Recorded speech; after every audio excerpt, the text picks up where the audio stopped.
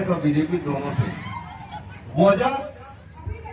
वजह सिर्फ एक ही है, क्योंकि ये दोनों एक ही ताली के चट्टे बट्टे सामने रखने आया हूं, ताकि यहां से लेकर के राजधानी रायपुर तक यह जो है बात चली जाए। वैसे बोलते हैं कि सरगुजिया मुख्यमंत्री हर यही जगह रहने वाला है, कहां का? जसपुर।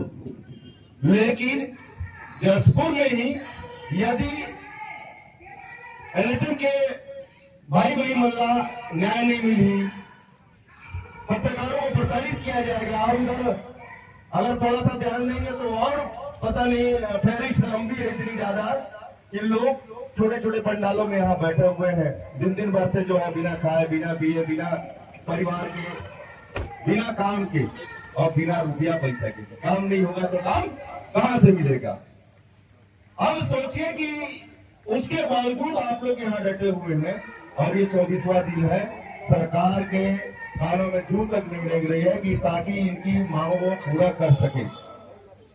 आज हम जो है एकता का प्रतीक लेकर के भाई को बोले कि ये भाई हम लोग एक दिवसीय है, अल्पकालीन हमारा जो है विरोध प्रदर्शन रहेगा, तो बोले कि भाई एक साथ ही हम लोग कर लेते हैं, क्योंकि एक पत्रकार ही है सभी धर्मों का, सभी जातियों का, सभी समुदायों का, सभी वर्गों का और सभी विभागों की मांग जो रहती है वो सीधा सरकार तक पहुंचाने के सेतु का काम करता है। जब वो ही प्रताड़ित रहेगा तो कैसे आप लोगों की मांगे पूरी होगी? बहुत गौर करने वाली बात है कि अगर वही प्रताड़ित होगा तो आपकी मांगे जो सेतु की तरह जो सीधा सरकार तक पहुंचती है वो कैसे होगी? ये तो लगभग हर हमेशा जो है आप लोग की मांगों को सरकार तक पहुंचाने का काम किया है। आज वही प्रताड़ित है, वही पत्रकार है, आज एकजुट आप लोग के साथ में आप लोग कदम से कदम मिला करके चलने को तैयार है।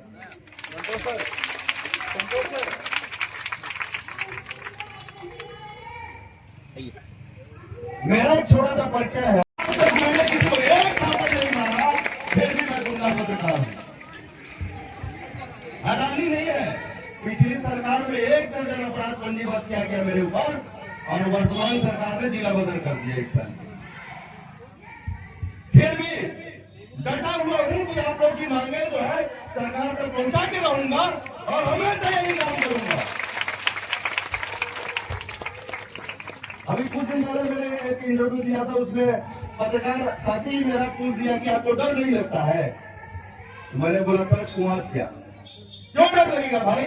चोरी डकैती किए हैं, चोरों को बताया है कि तुम्हारा छवि ऐसा है, वो काम किया है तो डरेंगे किससे? इसलिए हमको अपना आचरण, अपना जो मिजाज है वो एकदम ठंडा रखना है, और सामान्य तौर पे जो हमें उपलब्धि मिली है उसी पे ही सरकारें डरी है और डर करके जो है उपलब्धि देती है। तो इसीलिए बहुत अच्छा लगा कि सभी भाई हम लोग का जो पूरा समर्थन है पत्रकारों का हमेशा रहेगा, ठीक है? छत्तीसगढ़ महतारी की, छत्तीसगढ़ महतारी की, छत्तीसगढ़ महतारी की।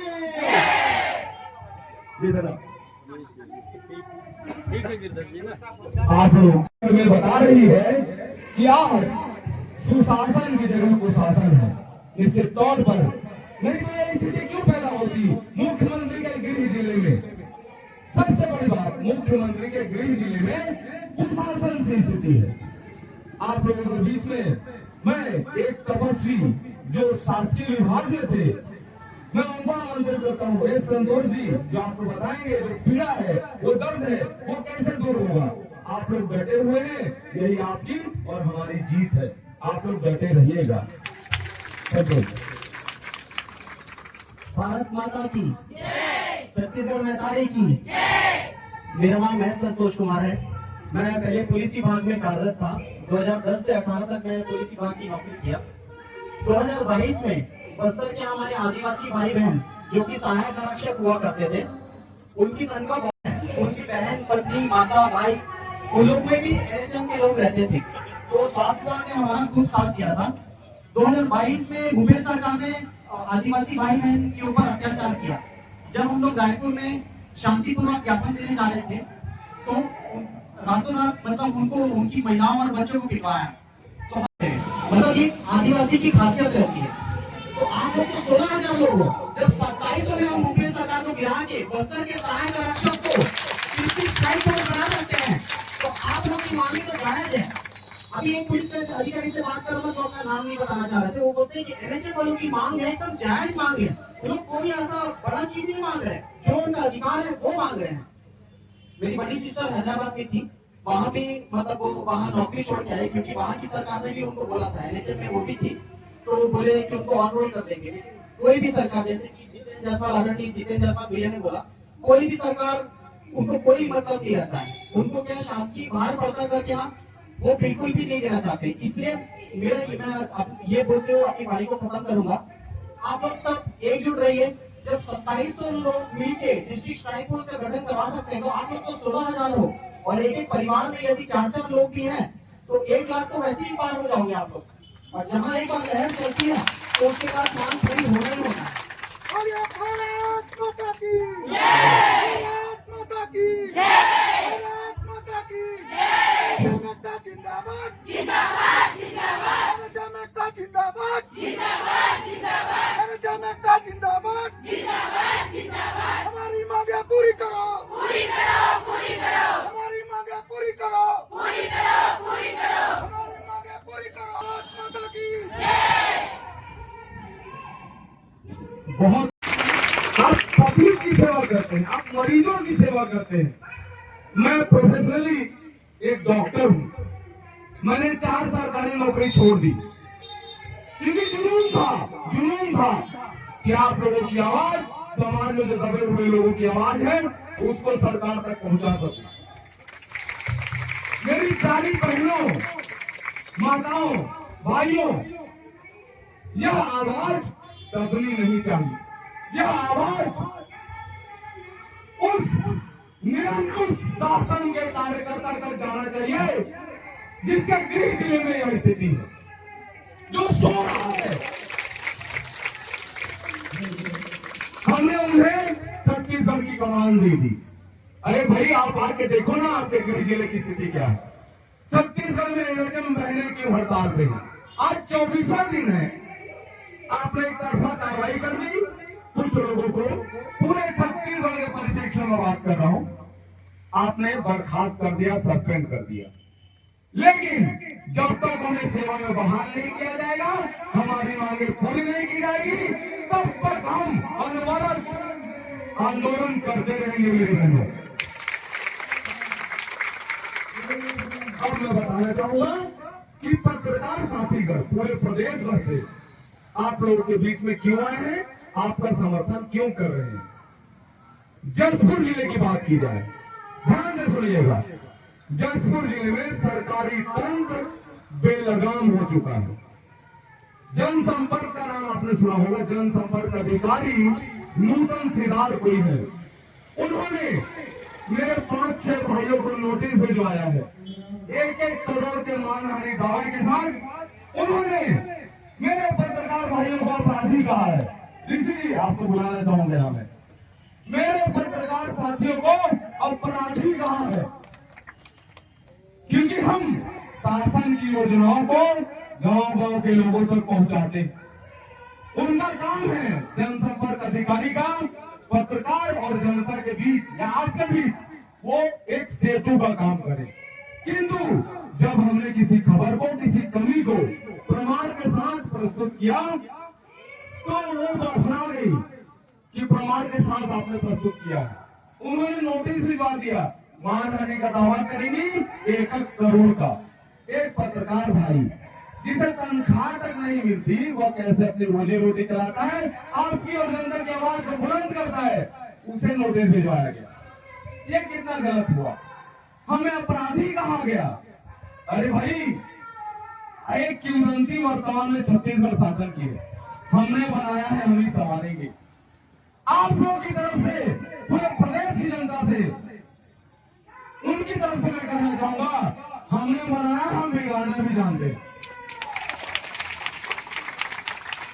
आपने कहा हमने बनाया, हम ही संवारेंगे। आप तो संवार रहे हैं, दिख रहा है, ये तस्वीर बता रही है कि आप कितना संवार रहे हैं। मेरी बहनें इतने दूर दूर से दूरस्थ अंचल से आई है, दूरस्थ क्षेत्रों से आई है, आप उन्हें संवार रहे हैं क्या? कोई मासूम बच्चों को घर में छोड़ के आई है, कोई मासूम बच्चों को गोद में लेके आई है, ये कैसा संवार रहे हैं आप प्रदेश को? मेरा कहना है, बार बार कहूंगा, यदि गलत करेंगे तो यही जनता, यही इलेक्शन मैंने, यही पत्रकार आपको सत्ता से बेदखल करेंगे। इस चीज का आपको ध्यान देना होगा। जहां आप अनाचार, अत्याचार, दुराचार और जितने भी अन्याय करेंगे, आपके अधिकारी करेंगे, भुगतना आपको पड़ेगा। इसलिए मेरा निवेदन है छत्तीसगढ़ की सरकार से, विष्णु का सुशासन और मोदी की गारंटी आपने कहा था, उस पर अमली जवाब बनाइए। आप ही ने वादा किया था एनएचएम कार्यकर्ताओं से कि हम आपकी मांगे पूरी करेंगे, तो आप पूरी करिए, अन्यथा 3 साल बाद सत्ता से आपको यही एनएचएम मैंने, यही जनता खारिज कर देगी। बस मैं इतना कह के अपने वाणी को विराम देता हूँ। समर्थन में पकड़ा देंगे तो वो थोड़ा सा एजिटेशन होता है। सुनील भाई कहाँ है, आएंगे और बनने के लिए आप भी बहुत प्रयासरत करते हैं, युवा पत्रकार है, कोरिया से आए हैं, ठीक है। अब तक भारत न्यूज के संपादक है और ठीक ठाक बोलते हो गए। सबसे पहले जो एनआरएचएम की स्थापना हुई थी 2003 में हुई थी, सही कह रहे हैं, सही कह रहे हैं।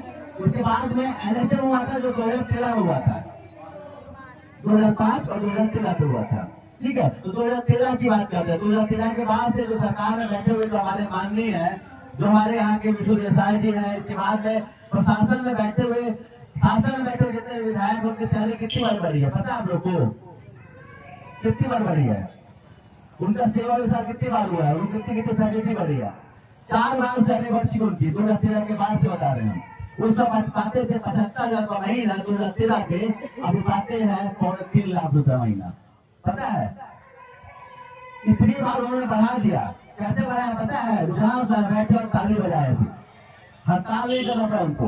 वो बैठे थे विधानसभा में और ताली बजा के प्रस्ताव पास कर दें कि हमारी सैलरी बढ़नी चाहिए। लेकिन समझिए, जब आप लोग आंदोलन करते हैं तो उस आंदोलन के बाद में आपकी सैलरी नहीं बढ़ाई जाती है, क्या किया जाता है? कार्रवाई की जाती है। आपके जो अधिकारी हैं, जो आपके जो नेतृत्व करता है, उन पर कार्रवाई करते हुए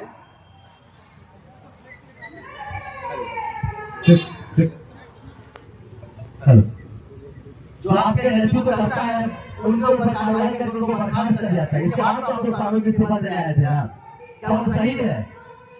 आप लोगों को कोरोना वायरस आ गया, जिस समय में लोग बाहर निकलते थे, डरते थे कोरोना हो जाएगा, और घर के पड़ोसी को अगर पता कोरोना तो लोग कहते थे कैसे छू देंगे, घर में अगर उसको अलग कर दिया था, तब क्या लड़ रहे थे? इस समाज के लड़ रहे थे, हमारे लिए लड़ रहे थे, इस पूरे देश के लड़ रहे थे, लड़ रहे थे ना। लेकिन जब बोलते हैं कि हमको अपना हक चाहिए, तो हक क्यों नहीं देती है सरकार? जब अपनी सैलरी बढ़ा सकते हैं, आपका मानदेय बढ़ा सकते हैं, तो आपका मानदेय बढ़ाने में उनको क्या तकलीफ है भाई? जब आप कोरोना का जीतेंगे तो आपने किया ना, पुलिस से किया, नहीं करेंगे तो नोटिस जरूर लगेगा, बर्खास्त करने की कार्रवाई हो जाएगी। यही बताने के लिए होता है। अगर आप के कार्य में थोड़ी भी लापरवाही हो जाए तो आपको बर्खास्त करने की कार्रवाई कर दी जाती है। जब आपने सरकार पुलिस से किया, इसलिए आप यहाँ पर बैठे हुए, अगर नहीं करते तो बर्खास्त करके भेज दिया जाएगा आपको। जब आप अपना काम पूरी ईमानदारी से कर रहे हैं, अपना हक मांग रहे हैं, तो हक मिलना चाहिए कि नहीं मिलना चाहिए? हमने पूरी खबर बनाई है और लगातार खबर बना रही है, यहाँ से लेके रायपुर तक जाके बस्ता में जाके खबर बना देते हैं कि आपका हक मिलना चाहिए। तो फिर से कहते हैं कि आपको अपना हक मिलना चाहिए, आपको आंदोलन करना होगा, चाहे सरकार कितनी भी जवाबदारी से अपना ले। ये जो पत्रकार है, जैसे भैया ने बताया कि पत्रकार है, काम मिलता है पता है, मान लीजिए कि नाम पे 0 है, करते हैं, ईमानदारी से काम करते हैं और आपके लड़ जाते हैं। और लड़ते हैं तो चाहे कि सरकार दबाव डालती है। आप प्रयास करते हैं, हम भी प्रयास करते हैं करोगे, तब सरकार दबाव डालती है। तो हम आपके लिए लड़ रहे हैं। लेकिन समझिए कि अगर इस जगह से यहाँ के जो मुख्यमंत्री हैं हमारे पत्रकारों पे 1 करोड़ का अगर उनके ऊपर मानहानि करेंगे, कैसे देंगे? समझिए कैसे देंगे? कितना पैसा कमाते हैं? बड़े मुश्किल से चंदा से आए यहाँ पर, चंदा कर करके आते हैं और आपके हक के आते हैं और जहाँ लोग आते हैं आप आते के लिए आते हैं। मेरे साथ में किसी पत्रकार आपसे पैसा नहीं मांगा होगा कि आपको आंदोलन को कवर करने को पैसा चाहिए, कोई नहीं होता है। आते हैं, चौड़ चाहते हैं, जहाँ लगता है कि गलत हो रहा है आ जाते हैं। चाहे बात आपकी हो, चाहे कर्मियों की हो, जाए कोई भी कर्मचारी जिनके साथ अन्याय होता है, हम आते हैं और सरकार की आंख से आग करके सवाल करते हैं आखिर ऐसा गलत क्यों कर रहे हैं। तो यकीन मानिए सरकार झुकेगी, सरकार आप लोग की बात मानेगी, हम सब साथ हैं, आपकी बातों को रखेंगे और जहाँ तक ऐसा होगा अगर आप लोग कितना भी आंदोलन करेंगे हम साथ में कंधे से कंधा मिलाकर खड़े रहेंगे। बात इस्तीफा आपसे इस्तीफा हुआ क्या? नहीं हुआ। सरकार में हिम्मत नहीं है कि 16,000 कर्मचारियों को एक साथ इस्तीफा दे सके। पता है क्यों? भ्रष्टाचार बढ़ा जाएंगे। आप लोग इतने सालों से काम कर रहे हैं, लगातार 10 साल 15 साल से काम कर रहे हैं, आपको अनुभव है। नया व्यक्ति आके उस जगह को हासिल नहीं कर सकते, उसके पास अनुभव नहीं है। इसे सरकार जानती है कि आपको हम निकाल नहीं सकते हैं, लेकिन लड़ेंगे, आपके लड़ेंगे ना, दूसरे पर लगाते हैं, लड़ेंगे लड़ेंगे। भारत माता की, भारत माता की जय।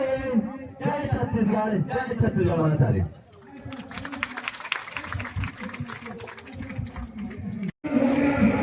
आभार व्यक्त करता हूँ हमारे मंच पर आए और हमारे जोश उत्साह में फिर से एक नई जान भर दी है उन्होंने। मैं पूरे संघ की ओर से उनका आभार व्यक्त करता हूँ और उनके उज्जवल भविष्य की कामना करता हूँ। बोले भारत माता की जय, भारत माता की जय, भारत माता की जय। जनता जिंदाबाद जिंदाबाद जिंदाबाद, जनता जिंदाबाद जिंदाबाद जिंदाबाद, जनता जिंदाबाद जिंदाबाद जिंदाबाद। संविधान प्रताप बंद करो, बंद करो, बंद करो। संविधान प्रताप बंद करो, बंद करो, बंद करो। संविधान प्रताप बंद करो, बंद करो, बंद करो। कमेटी का खेल बंद करो, बंद करो, बंद करो। कमेटी का खेल बंद करो, बंद करो, बंद करो।